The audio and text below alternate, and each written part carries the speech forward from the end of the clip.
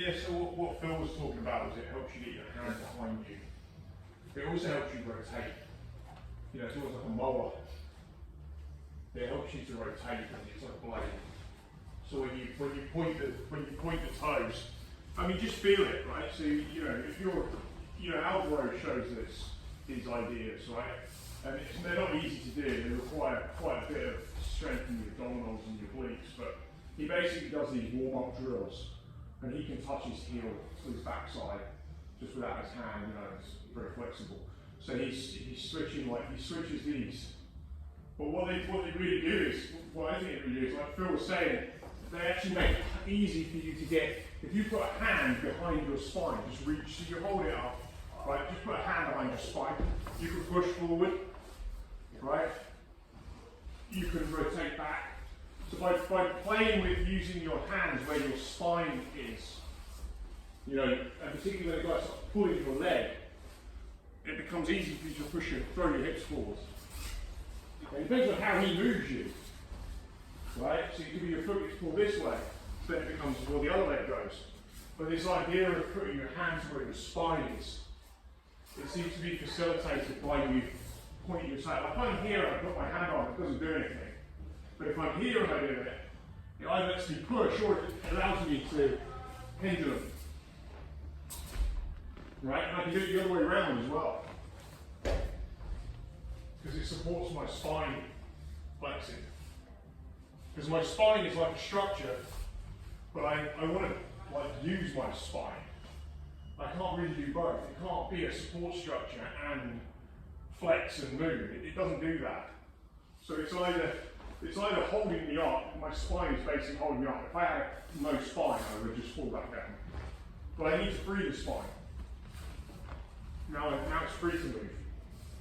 So this replaces it, and this pendulums to bring me forward. So I'm basically bringing my hips in front of my heels, whereas they were here before. So I'm using that to get my hips in front of my heels, throwing this forward. Yeah. I think it's a good question because it's important to think about these fundamental movements and just have them as things that we're going to use all the time. So the other thing we're going to get, and you'll see this a lot in, this is all like a kind of Gordon Ryan type play, is where the guy is stood. So Tom's stood in my guard. I've got my feet here. I'm trying to connect, right? So you'll get people who will try to do De La Hiva. They'll try to pummel on, they're going to try and do all kinds of different things. Notice that again, what do I want? I want to get on that hip, right? Lift my hips up, twist his ankle, knock him over, and look at how I'm now in the ankle lock.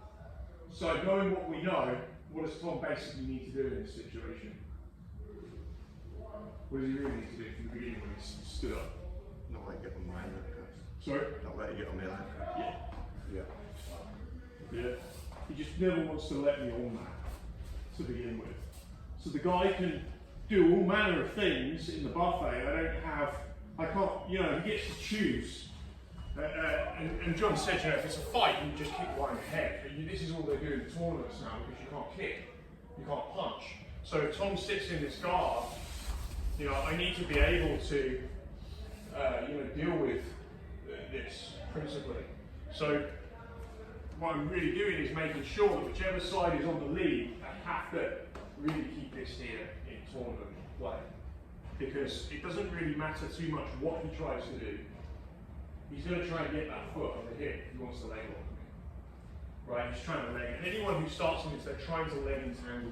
They're trying to get their legs, and they're trying to get underneath. And they can go through the whole thing. Yeah, he can do De La Hivas. He can, you know, there's a myriad of different things he can do. But the primary thing I don't want him to do, which is to get into a, so if I need to get lower at any point in this, I bend my knees.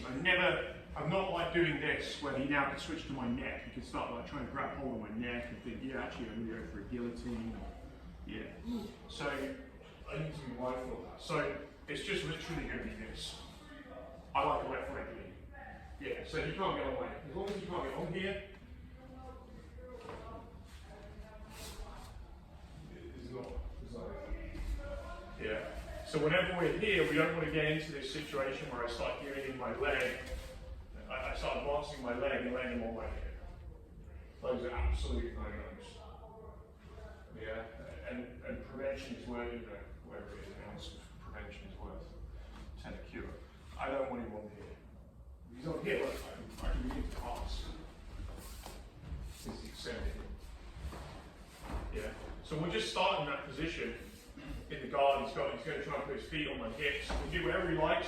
If he doesn't get my lead, I'm going to stand in a stagger stance. If he doesn't get my lead, and if I need to go lower, I just bend my knees. Yeah, from here. And now beginning to pass.